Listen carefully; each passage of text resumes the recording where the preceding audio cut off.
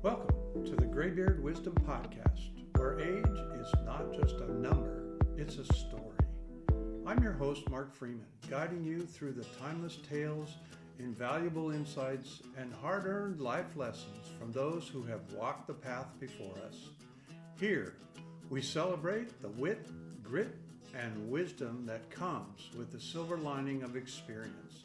So grab a seat, lean in, and let's unlock the treasures only a graybeard can bring. Because wisdom, like a fine wine, only gets better with time. Let's dive in. Hey everyone, welcome to the Graybeard Wisdom Podcast, where we dive into stories, insights, and experiences of industry leaders who have shaped the food service field. Today we have the pleasure of speaking with Russ Benson, a seasoned expert in food service consulting, CEO of DayOne Hospitality Consulting, by the way. Russ has built a career helping companies optimize their corporate dining programs, navigate industry challenges, and embrace innovation.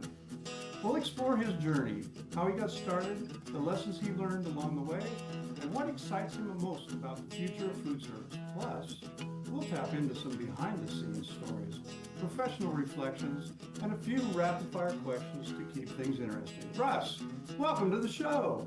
Hey, Mark, how are you? I'm great. How are you? Good, good. Thanks for setting this up. This is fun. Yeah, we're going to have some fun here and just, be relaxed about it. I guess what I want to do is be able to put the audience kind of into your brain and where you've been and what you've been doing. But maybe start out by, and I always ask this question. So, LinkedIn, everybody's on LinkedIn.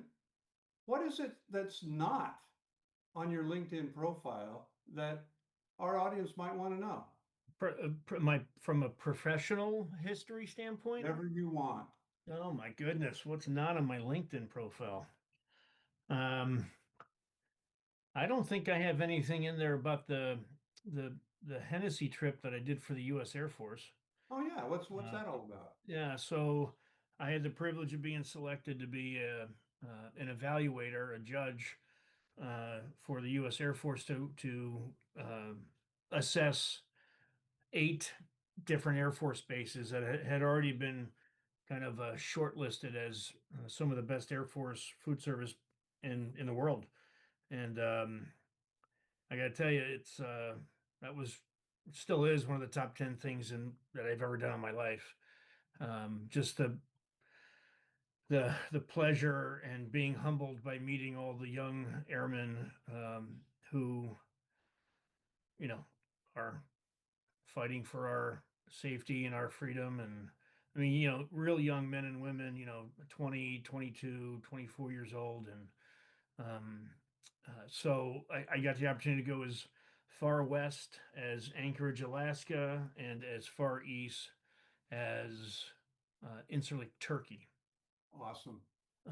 And 6 other bases in between. It was really an unbelievable experience. And in fact, I don't know if you can see the chef coat hanging behind me. I was just going to mention that. You have that chef coat behind you. What's that all about? Yeah, so actually the chef coat behind me was not the chef coat I wore for the Hennessy trip itself. That's actually in front of me. But the chef coat behind me was when I traveled, the other civilian I traveled with was a gentleman by the name of Ed Tinsley, who's sadly no longer with us. He at the time was the chairman of the National Restaurant Association, and I was the incoming president of SHFM. So we just hit it off and had a great time and spent this 5-week journey evaluating these bases. And when it was all said and done, he and I kind of said to each other, what are all these people going to do when they're done with their military service? Yeah. So Ed and I and a few others pioneered this program to send 50 airmen to the Culinary Institute of America in Greystone to give them some formal training. Yeah. So that when their time ended with the Air Force, they had some tangible, they had a path to pursue in the food service industry. That's awesome. And the chef coat behind me is the chef coat I wore for that training um, at the CIA in Greystone, and Uh-huh. all the airmen signed it and framed it. And I've had that up there for probably 8 or 9 years. And then, of course, when COVID hit and video, these types of video calls came, it's become quite the topic of conversation. That I think it's great, man. so long-winded answer to your first question, but yeah, that's probably not on my LinkedIn Yeah, profile. I'm surprised about that, but Yeah, hey, maybe it should be. we'll go with it, Yeah, and maybe you can update your LinkedIn profile I someday. just might. Yeah. Yeah. Well, okay, Russ. So tell us a little bit about your background. Where did you grow up? What led you to the world of food service consulting? Well, born in the great city of Buffalo, New York. Go Bills. Uh, Uh, and I'm the baby of five boys, and my four older brothers were, oh, um,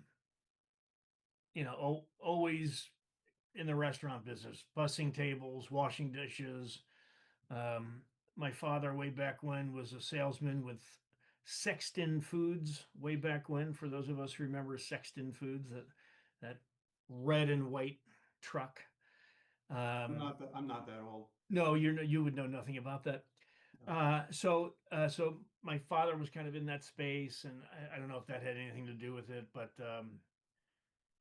at about the age of 7, we relocated from Buffalo to Fort Lee, New Jersey, which is right on the other side of the George Washington Bridge from Manhattan, for those of you who may not have that geography. But, and, crazy story. When I was in fourth grade, and at the time, my mother was raising all five boys by herself. She literally had 3 jobs, and I would walk myself back and forth to school. And twice a week, I would go to this pizza place and help them make dough and sauce. And my compensation was to bring a pizza home to my brothers. And now that's fourth grade. So what's that? Wow. 9 years old, 10 years Yeah, old, over the yeah. ages. Um, and then from there, from fifth grade on, we moved down to South Jersey in Ocean City, New Jersey. And in in sixth grade, boy, these might be violating some child labor laws. I don't know. In sixth grade, during the summers, I used to wait tables at a little ice cream parlor in Ocean City, New Jersey, where I grew up from fifth grade on. And it was just the restaurant business was always kind of maybe a safe haven for me. Um, Always had something to eat, and uh, always had great people around you. I'm pretty fond of hospitality people. We're all a special breed, I think. So I think that kind of became my safe place. Um, and at around age 15, I started scrubbing pots and pans at a restaurant. Kind of you hear this story, like this is how people start, right? Yep. So I was about 15 and working at this restaurant, the Scotch Hall Restaurant in Ocean City, New Jersey, scrubbing pots and pans. And, you know, 3 months into it, I remember the chef throwing me a bag of potatoes and say, start peeling potatoes. So now I'm, doing some light prep work, and I'm scrubbing pots and pans and doing dishes. And it just, like I said, it was always my safe space. And I just always loved the service industry, and then I started cooking, and now you're putting smiles on people's faces when you put a plate of food in front of them, and it was just I just knew that was my path. And so all through high school, I cooked at a very high volume restaurant, um, and uh, took the journey to go to culinary school. I went to Johnson Wales University right after high school, because like I said, I knew this was my path. And I uh, I always credit my high school guidance counselor for for pointing me in that direction. That's a story for another time. But by the way, his name was James Kirk. Fun fact. Anyway, I want to hear so more about him, I so think. so so I got accepted to Johnson and Wales College at the time, way back when, and I was the first one in all five of the Benson boys to go to school to go to college, and off I went to Providence, Rhode Island, and everybody was like, where's he going?" I just knew I knew I had to, you know, find a new environment and um, go for it. I don't know what else to say because it was not the path of any of my other brothers at the time. And I always say Johnson Wales kind of saved my life. I spent 4 years there. I earned 2 degrees, and the people, the instructors, my friends, my peers, my roommates, the dean, all of those people at Johnson Wales changed my life and probably saved my life. And from out of college, got a great job offer in Chicago, and worked in the hotel industry for 5 years in Chicago, primarily the Four Seasons Hotel in Chicago, as assistant restaurant manager, then promoted to beverage manager. And then a crazy thing happened. A college buddy of mine told me about this bank that he worked in Delaware. A bank in Delaware. What are you talking about? I'm working at the Great Four Seasons Hotel Chicago. Why would I move to Delaware to work at a bank? Like, I had no idea. And I did. I had no clue about corporate dining. Didn't even know it existed. So anyway, long story short, I end up working at a bank in Delaware.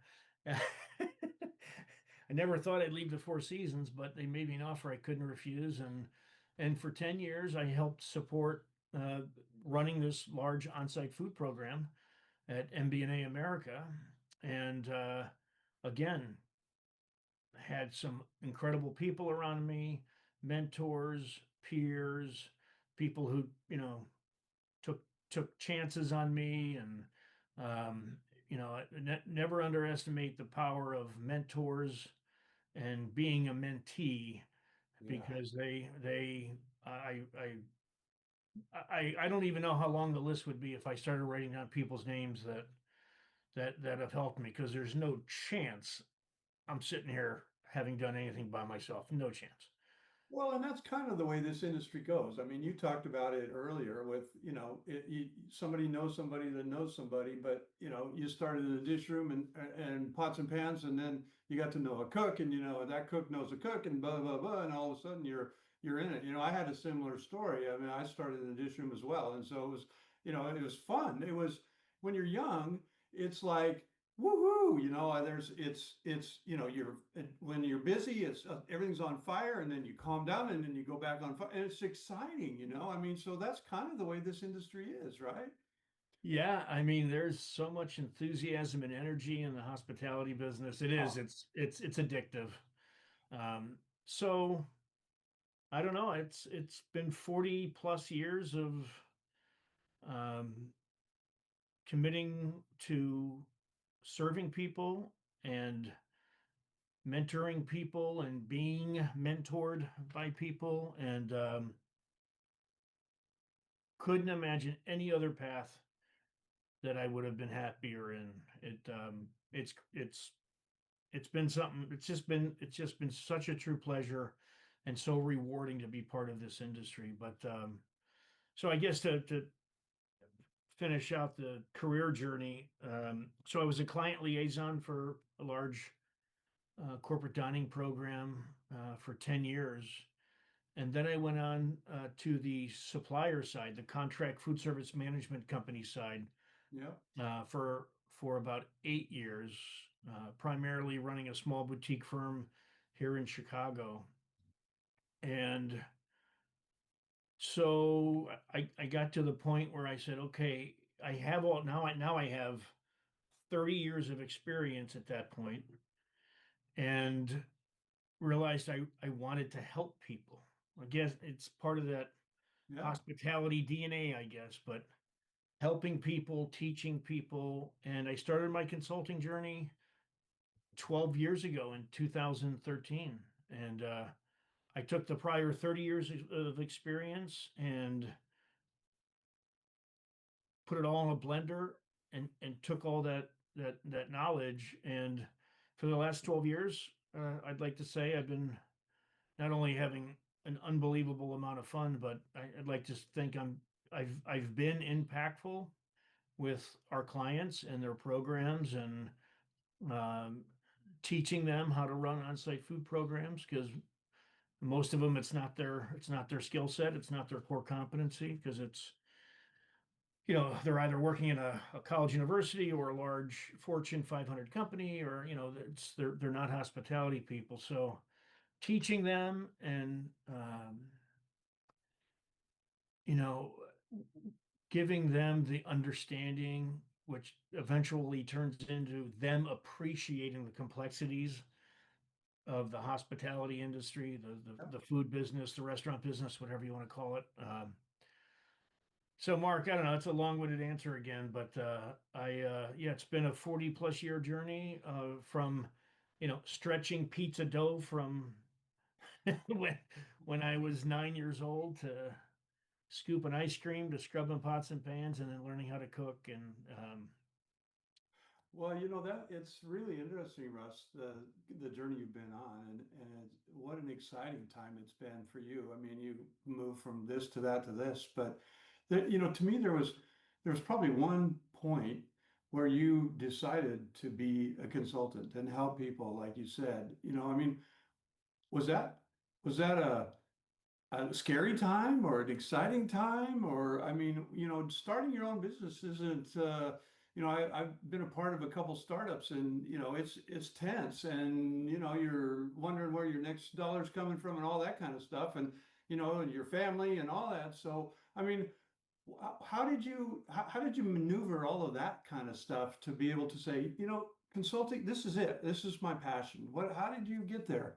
yeah, well, I mean, I again, along the way, I had been enamored or inspired by other consultants. Okay. Bob Pacifico being one of them, and uh, Tom Newcomb being one of them, and other consultants during my when I was a client that we had worked with on Sure. projects. Yeah. I always said, wow, I think I could eventually do that and teach people and help people. And so it was that desire to teach and help so I scary, yeah, petrified. That's probably a better word. Um, but I had the privilege of working with some other consultants who I'm so grateful for, and they took a chance on me, and Hmm. um, but you know jumping out and starting your own business and um, yeah, scary as hell. I don't know how else to say it. Well, so, you said you've been in this part of the business for 12 years now, and I can't, well, having, being a part of it as well, working with you, I always have seen constant challenges, but what would you say was maybe some of the challenges and maybe biggest hurdles that you've faced, and how did you overcome it? How did you you know fix it, if you will? Well, we all learn from our mistakes. Um, Things don't always go right. So I think early on, um, knowing that we look every day, all of us have something new to learn.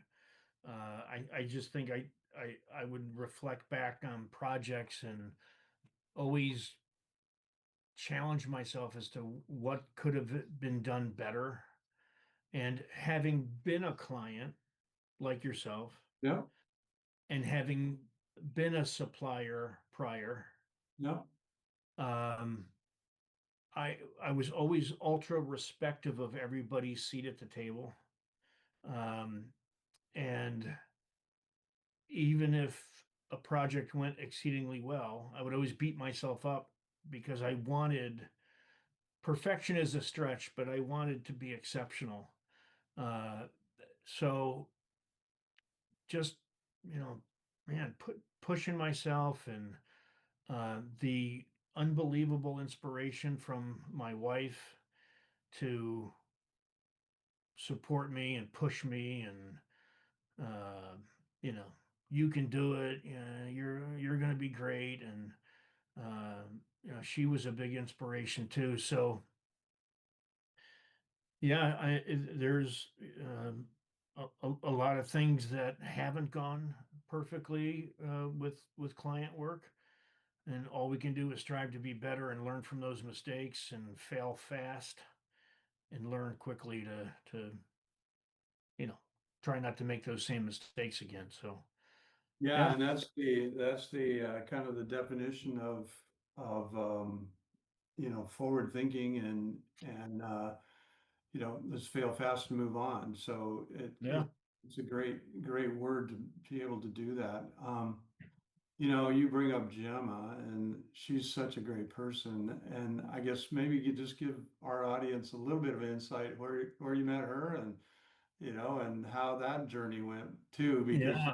because she's been a part of all the way through and all the support and things and probably stuff that she's gone through. So how tell us a little bit about Gemma. Well, I mean, she's the best person I've ever met. Um, I agree. yeah, she's remarkable. We've been together 30 years. Um, Also known as the best 30 years of her life. No, Of just course. Yeah. um, yeah, can't wait till she sees this. She's gonna love Oh that. yeah. Yeah. Uh, we met at the Four Seasons Hotel. She worked in the rooms division. I was in the F&B division, and you know, I talked about discovering this crazy corporate dining job in Delaware. We had been dating for like 6 months, and I get this unbelievable offer, Yeah. Yeah. and she came with me, and yeah, Wow, she didn't want to do the long distance thing. She was yeah, hooked. yeah. So we really hit it off, and Good. yeah, we make each other laugh. We inspire each other. Um, we have 23-year-old twins who are, as you know, Mark, you have children. I mean, the hardest job we'll ever do in our entire life, but the most rewarding job we'll ever do. No And question about that. so, yeah, I mean, between my two children and my wife, I mean, if that doesn't make me leap out of bed every morning, I don't know what will. So, you know, yeah, Gemma's remarkable. She's great and well known in the industry as well because she Yeah, attends a lot of conferences with you, and all of yeah, us love her. So that's fantastic. yeah, So getting back to the industry and maybe trends and innovations and that sort of thing, the on-site food service industry has seen some big shifts over the years. Obviously everybody went through COVID and everything went along with that, but as far as you know, you and your connection to the industry, there's also been a lot of innovation. And I guess maybe give us some thoughts on what you think is like truly game-changing innovation that either clients are using or suppliers are using, or just in general, what's happening in the industry related to innovation. yeah. Well, I think technology leads the innovation word. I mean, uh, we're in the food business, so you know, a turkey sandwich is a turkey sandwich, but it's Uh-huh. how technology affects getting that turkey sandwich in front of a customer. Um, and it's it's funny, before COVID, there was all this talk about, mobile ordering, and nobody did it. Right. COVID forced everybody into mobile ordering. We know the story. Um, so along the way of forcing people into mobile ordering, it forced people to embrace technology more. Um, so I think the biggest area of innovation within our industry is related to front of the house guest experience technology. And you're at mobile ordering, and which is great. Um, but equipment innovation, back of the house technology. I use the turkey sandwich as an example. It's innovation and technology applications around ordering the turkey, storing the turkey, cooking the turkey, chilling the turkey, slicing the turkey. All of that is surrounded by some sort of technology, whether it's um, temperature sensors in a walk-in that are automatically uploaded to your phone, to the ability to purchase more effectively and efficiently through technology. So technology is, and this is not breaking news. Technology is has been by far the biggest innovation in the restaurant business. And I think it's going to continue to just kind of blow us away and drive efficiencies through the restaurant. Now, I also see that customers, while mobile ordering is great and self checkout is great, and remote kiosks are great, customers still want the human touch. So what I don't want to see get lost in this wonderful world of technology is really the what I think is most important is the people that are in all of our restaurants. Um, because at its core, hospitality is about goodwill and compassion and putting smiles on people's faces, and all the technology in the world can never replace that. Something as simple as walking up to the deli and asking Tom or Jane behind the deli to make your customized turkey sandwich. We always need Tom and Jane behind the deli because they're they are the core element to hospitality. Not ordering on your phone, not ordering online. No, it's that human connection, that human interaction that technology will never replace, and I certainly hope it doesn't. I understand technology can replace certain tasks, okay, but the guest experience part, um, I hope that never goes away. Yeah, I'm with you to a point. Um, hospitality is appears to be anyway a human sort of thing. However, you know, so I have Copilot on my computer, and Copilot greets me in the morning now. Hi, how you doing, Mark? And what do you want to know today? And I say the weather, or I'll say the traffic, or I'll say, so I start to have a freaking conversation with this robot, right?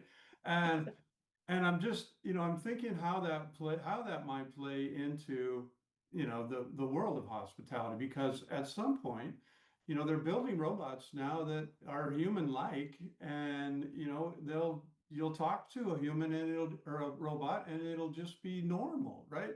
But will they be able to really capture that, essence of hospitality that, that you're talking about, right? Is like, will they ever really be human-like or whatever? And the scary thing is that they learn who you are, what, they'll listen to this podcast and they'll know Russ Benson. And then when you walk up to the counter, they'll say, "Hey, Russ, how's Gemma today?" And all this kind of stuff. So it's kind of scary what's happening. But the essence of hospitality, again, at some point may not include humans. Who knows? Who knows? But it sure is an interesting concept. Um, Well, yeah, it's great to watch that evolve.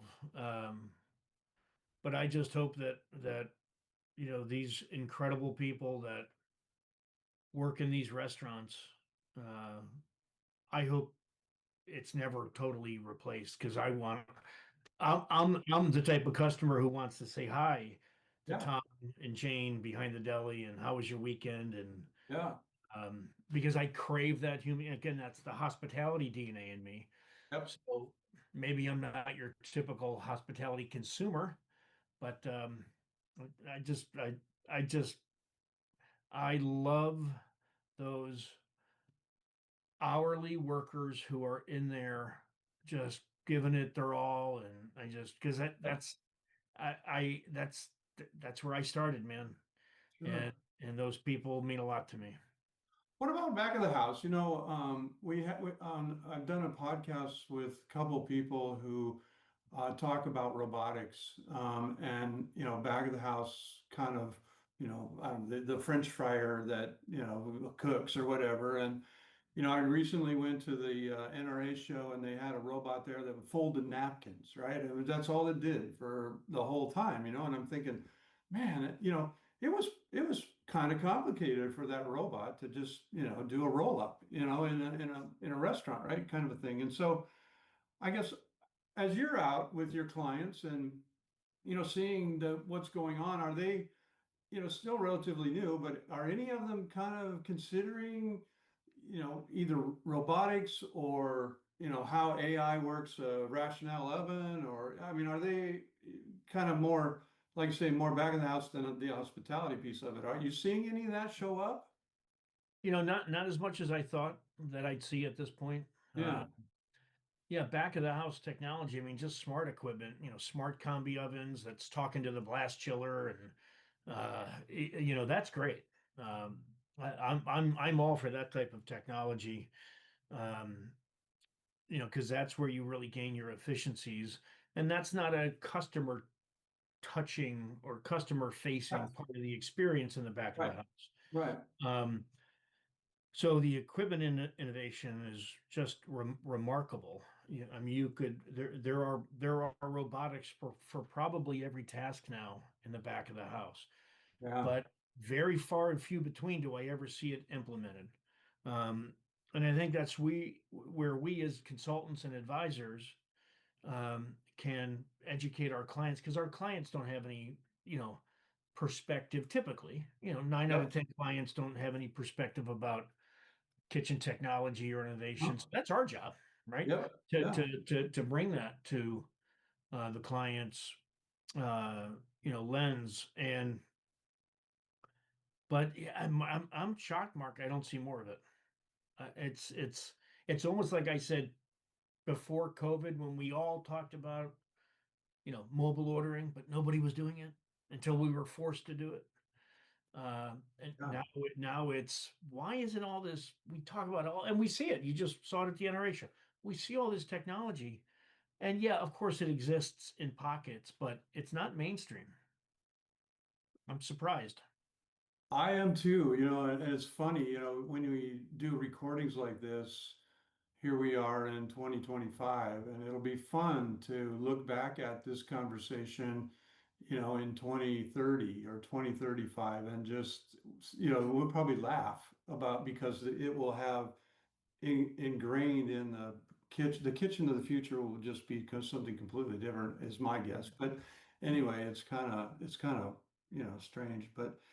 Well, so again, you as CEO, you deal with a lot of clients, and I'm guessing some are, you know, really great clients and maybe some aren't so great. I mean, do you have any stories, either positive or negative, about your client? And don't say any names and imply any kind of industry or anything like that, but clients are clients, right? And I've been a client as you have, right? And sometimes we get irrational and we don't do things like a consultant sometimes thinks we ought to do things, right? And so maybe give us a couple stories of things that you've bumped into that that might be of interest to our audience.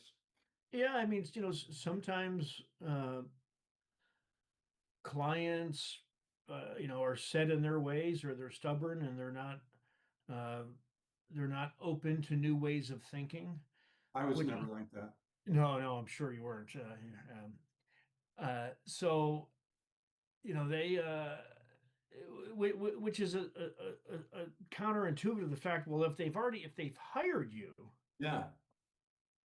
that's the first indication that they either need help, or they want to learn, or they want to become more efficient.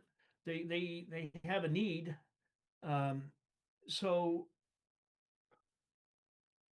that's the first. So a light bulb has already gone off with them to Yeah. to even find some third party expertise support. Okay, great. But to answer your question, yeah, there have been a few occasions where clients just don't listen. They just don't want to. You say turn left, they turn right, even though you've given them enough evidence that turning left is the smart thing. So there's How a do you lot. deal with that though? It's like you can get a horse to water, but you can't make them drink kind of a thing, right? No, that How do yeah, you how do you help them understand that they're going the wrong direction? yeah, it's sometimes you can't. And in those cases, usually my phone rings again 6 months later. And you know now they want to turn left, and Yeah, and that's great. Look, we never pretend to be know-it-alls, for sure. Um, but you know, with experience comes wisdom, or vice versa, however you want to. Yeah, graybeard wisdom. gray beard wisdom. Yeah, Yeah, I dyed my beard gray today just for this that's beautiful. I podcast. Yeah, love it. Yeah. thank you very much. Uh-huh. Uh, yeah, there are those times where clients don't take your advice. Well, so it must be really rewarding when they do take your Oh, advice, right? it's the best. And look, we're the furthest thing from perfect, but when you suggest or recommend something, and they agree, and you do it, and it's successful, and the best part of what we do is when I see all the ahas go off in my clients' heads. Yep, um, because those are the folks who want to learn, and they realize they're smart enough to know they're not smart enough. that's right. And when they learn something and their eyes open up, that's what it's all about. I had a client. I did a 4-year project for a client in Seattle, and real challenging project. Loved it. It was so great. And at the end of our scope of work, client took me out to lunch, and she said, "I just want to thank you for everything you taught me." And that's all I needed to hear, because that's as I've been saying for the last 20 or 30 minutes or so. I want to teach people, and when they're willing to learn and maybe take a couple chances along the way, um, that's that is the best outcome that uh, I can have, we can have, is having the client be more educated about their food program than before they hired us. That's that's the name of the game, which is why our tagline is insight for onsite. I'm passionate about teaching, and so yeah, I thankfully I have far more of those positive stories than negative stories, but sure. In 12 years, 100 plus projects, sure. There's Yeah. a very small handful of clients who just downright don't want to listen. Okay. It's okay. Well, okay, so and I get it. I totally get it. You know, the I go to the some of the SHFM events and you know listen to clients talking to other clients, all right? And they're telling them exactly what you told them as part of you know their learning, and now they're sharing it with the whole kind of the whole industry, and they become friends over you know who knows what, right?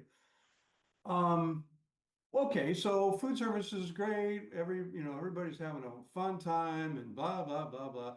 If you weren't in food service, what do you think you'd be doing? I mean, would you still be in Jersey or be in Buffalo, you know, running the Buffalo Bills or what would you do? I often ask myself that. Very oddly, when I was a little boy, I always, I always wanted to be an oceanographer. I've always been fascinated by the ocean, and Really? I grew up on the ocean in Uh-huh. in in South Jersey, and they whoever they are, they say we know more about outer space than we do the ocean. No So I've question. always been fascinated about the thousands of creatures I just it's always fascinated me. So I don't know. That's the first thing that struck me when you asked that question. Um, and then the the other thing that struck me was if I weren't doing this, I always had aspirations of being an actor. Oh my God. Yeah, I know. Well, to be honest with you, in a sense, you're kind of in that realm anyway, right? I mean, obviously everybody knows you in the industry, and you know when we're at cocktail parties or we're out, you know, Russ is on stage, kind of a thing, right? So maybe you've already kind of lived that dream, right? Yeah, maybe. I did about 6 or 7 years of acting. Stage acting, Really? high school and college. I didn't Um, know that. yeah, musicals and plays uh, so look, and you just kind of touched on it. If you think about the hospitality business, Mhm. there is an element of being on stage, putting smiles on people's faces, Yep. engaging an audience or a dining room full of people, whatever Yeah. analogy you want to make. So I think my 6 years of acting, I should put that in quotes maybe. I think that has also been maybe a secret ingredient to the success that I've had in my career. Um, I look back at my high school drama teacher, and you think about people who have inspired you, and he was one of them. Didn't inspire me to be a great actor. Yep. I think it just inspired me in some way to use the uh, I don't know what to call it, but when you're on stage and you're doing Fiddler on the Roof in front of 400 people, and Scares there's the crap out of me. I bet. Yeah, I mean, those are life lessons that evidently, as you just said, has somehow woven itself Yeah. into who I am as a Well, person and a professional, I guess. Yeah. yeah, and not to compare you with some geniuses, but you know, Walt Disney was understanding that hospitality, you were on stage. I mean, he calls all his employees cast members, Right. and when they step on, you know, when they come out of the chute and are even the janitors and the, you know, the ice cream scoopers, they're considered to be on stage, right? And Yep. so it's very similar to that. I mean, so Yep. you're wandering in some great company there for sure. Yeah. I've always kind of had that same, when I walk out of a kitchen into the dining room, you're on stage. Yeah, You have to be and present and engaging. And the Four Seasons Hotel I'll bet. be a lot about stage presence. Yep. while you're on the floor and in the dining room. So yeah, I mean, all of those are just part of, I guess, who I am and who I've become, I guess. Yeah, yeah, definitely. Well, let's get to the end of this thing, and I got a couple of the questions to ask you. So uh, I've been asking all my guests this, and it's interesting some of the answers. But if you were a piece of kitchen equipment, what would you be and why?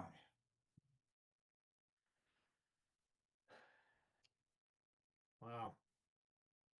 That's the I, that's the response that I get with a lot of people. It's you got to catch them off guard, but still, you spend a lot of have spent a lot of time in the kitchen with Johnson and Wales experience, and I think you cook at home and all that kind of stuff. So eh, give me a give me yeah, a shot. yeah. So the first thing that jumped into my brain, because of my culinary background, the first answer is a French knife, which is a every cook and every chef has a French knife. They might call it a chef's knife, Yeah. but it's your standard knife. And um, why is that my answer? I think the French knife is the most essential piece of equipment besides your hands that you Yeah. need in the kitchen. Um, I don't think you can succeed without a French knife. So I just think it feels to me to be the foundation, the core, you know, a brand pillar of the restaurant business. So French knife is my answer. Okay. I like it. Yeah, And that's the first time I've heard that one. Usually, it's a Ration 11 or a Robocoup or something where you're always spinning things up in the kitchen or yeah. everything's on fire or something like that. So yeah, that's an interesting one. I think I really appreciate that. So then to kind of wrap this up, I do what I call rapid fire questions. So I'm going to give you two answers. You pick one. Okay. Okay, and this is not sports teams, this is cities. Chicago or Buffalo? Chicago. Wow. Well, just the city itself. Yeah. Yeah. Yeah. Yeah. Culinary arts or hospitality management? Culinary arts. I always, again, young in my career, I wanted to be the greatest chef in the world. Well, Um, getting started spinning pizzas or rolling out yeah, dough, at 4 years old or whatever it was, my God, yeah, you can't, it's in your blood, man. yeah. At Johnson and Wales, the dean of the culinary arts program, a certified master chef by the name of Robert Nograd, who was, another key mentor in my life. He was a Holocaust survivor. Huh. This guy was unbelievable. And I always looked at him and to him. That's who I wanted to be. And then I realized I'm really just a good cook. I'm never going to be a great chef. Huh. I don't think that's not what I hear. Yeah, my talents are better served in the front of the house.